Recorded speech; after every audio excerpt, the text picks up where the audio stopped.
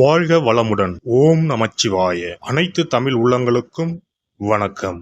நிகழும் ஸ்ரீ மங்களகரமான சோபகிருது ஆண்டு தை மாதம் 18ஆம் தேதி வியாழக்கிழமை அன்று சஷ்டி திதியில் சித்திரை நட்சத்திரத்தில் திருதி நாமயோகத்தில் வணிசை கரணத்தில் சித்தயோகம் கூடிய நன்னாளில் இந்த சீர்மிகு பிப்ரவரி மாதம் பிறக்கிறது.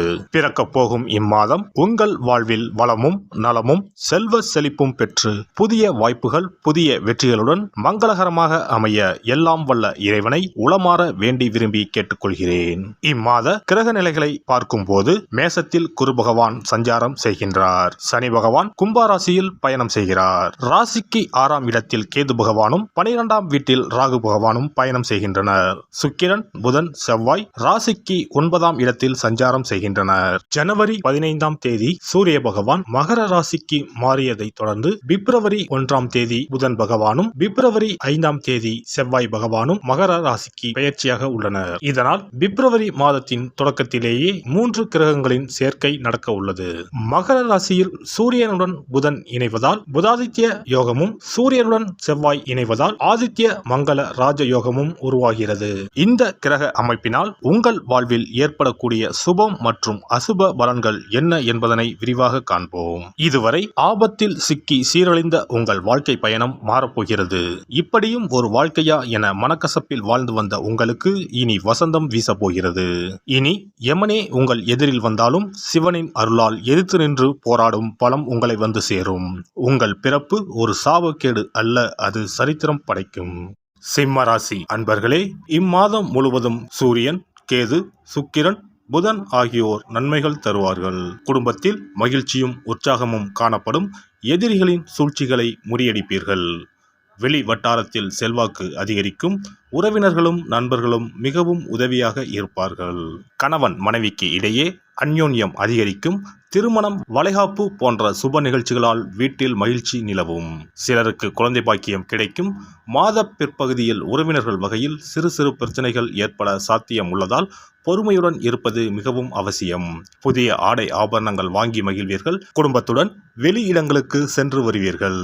விருந்து விசேஷங்களில் கலந்து கொள்ளும் வாய்ப்பு உண்டு. மாதத்தின் பிற்பகுதியில் சகோதரர்களால் பிரச்சனைகளும் கடன் தொல்லைகளும் ஏற்படக்கூடும். தாயின் உடல் நலனில் கவனம் தேவை. ஆன்மீகத்தில் நாட்டம் அதிகரிக்கும். சிலருக்கு வெளியூர் வெளி மாநில புண்ணிய தலங்களுக்கு சென்று வரும் வாய்ப்பு உண்டாகும். குடும்ப பெரியவர்களின் அறிவுரையின்படி நடந்து கொண்டு அவர்களின் ஆதரவை பெறுவீர்கள். அலுவலகத்தில் சக ஊழியர்களிடம் செல்வாக்கு அதிகரிக்கும். பணிகளில் அவர்களின் ஒத்துழைப்பு கிடைக்கும். நீண்ட நாட்களாக எதிர்பார்த்த பதவி உயர்வு சம்பள உயர்வு போன்ற சலுகைகள் கிடைக்க வாய்ப்பு ஏற்படும். மேல் அதிகாரிகளின் அன்பும் ஆதரவும் உங்களை உற்சாகப்படுத்தும். தொழில் வியாபாரத்தில் எதிர்பார்த்த லாபம் கிடைக்கும். எதிரிகளால் ஏற்பட்ட பிரச்சனைகள் நீங்கும். புதிய முயற்சிகள் வெற்றி தரும். வியாபாரத்தை விரிவுபடுத்தும் எண்ணம் இருந்தால் அதற்கான முயற்சிகளில் இந்த மாதம் ஈடுபடலாம். கலைத்துறையை சேர்ந்த அன்பர்களுக்கு புது புது வாய்ப்புகள் கதவை தட்டும். பெரிய நிறுவனங்களுடன் ஒப்பந்தம் கையெழுத்தாகும். படைப்புகள் வரவேற்பு பெறும். பொது நிகழ்ச்சிகளில் கலந்து கொண்டு கௌரவிக்கப்படுவீர்கள். மாணவ மாணவியருக்கு கல்வியில் நல்ல முன்னேற்றம் ஏற்படும். தேர்வுகளில் அதிக மதிப்பெண்கள் பெற்று ஆசிரியர்கள் மற்றும் பெற்றோர்களின் பாராட்டுகள் கிடைக்கும். குடும்பத்தை நிர்வகிக்கும் பெண்மணிகளுக்கு உறவினர்களிடையே மதிப்பு மரியாதை அதிகரிக்கும். கணவரின் அன்பும் ஆதரவும் மனதுக்கு மகிழ்ச்சி தரும். பணிக்கு செல்லும் பெண்மணிகளுக்கு அலுவலகத்தில் புதிய பொறுப்புகள் கிடைக்கும். இம்மாதம் சாதகமான நாட்கள் 3, 4, 6, 7. சந்திராஷ்டம நாட்கள் 8, 9, 10. அதிர்ஷ்ட எண்கள் 1, 7, 9.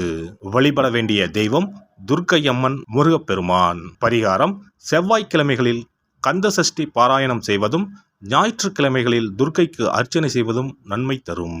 சிறப்பு பரிகாரம் மற்றும் ஆலய தரிசனம். புத்திர பாக்கியம் என்பது திருமணமாகி பல ஆண்டுகள் ஆகியும் புத்திர பாக்கியமே ஏற்படாத நிலை.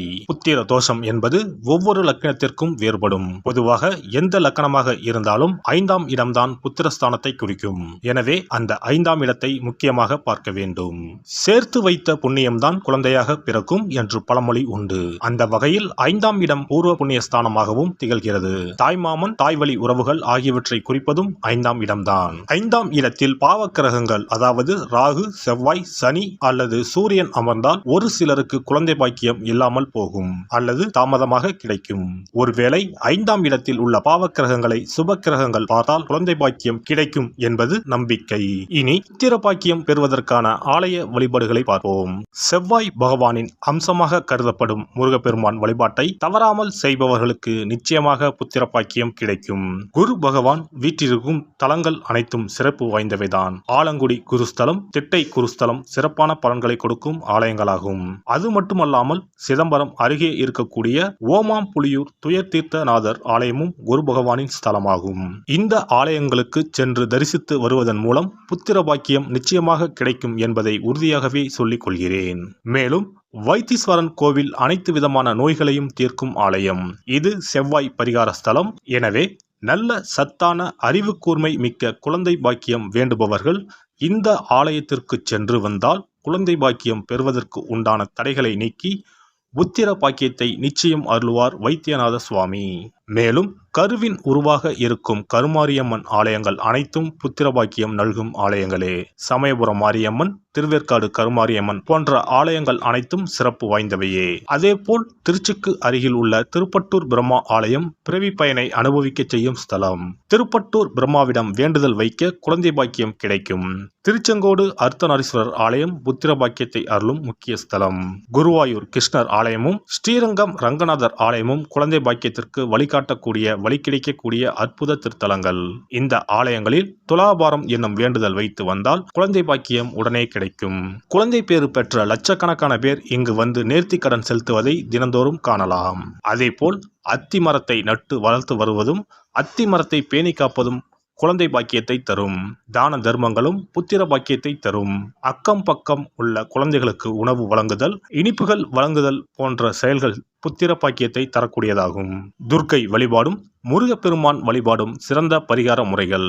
அதிகாலை நேரத்தில் அரச மரத்தை 48 முறை சுற்றி வருவதன் மூலமும் குழந்தை பாக்கியம் நிச்சயம் உண்டாகும்.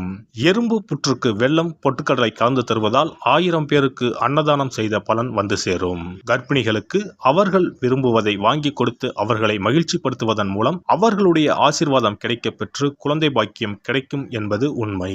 புத்திர தோஷம் உள்ளவர்கள் முதியோர் காப்பகங்களில் உள்ள முதியோருக்கு உணவு, உடை வழங்கி அவர்களின் ஆசியை பெற்றால் புத்திர பாக்கியம் கிடைக்கும்.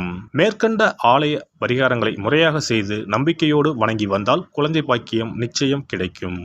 எல்லாம் வல்ல இறையருளால் நீங்களும் உங்கள் அன்பு குடும்பமும் உடல் நலம், நீலாயுள், நிறை செல்வம், உயர் புகழ், மெய்ஞானம் ஓங்கி வாழ்க வளமுடன்.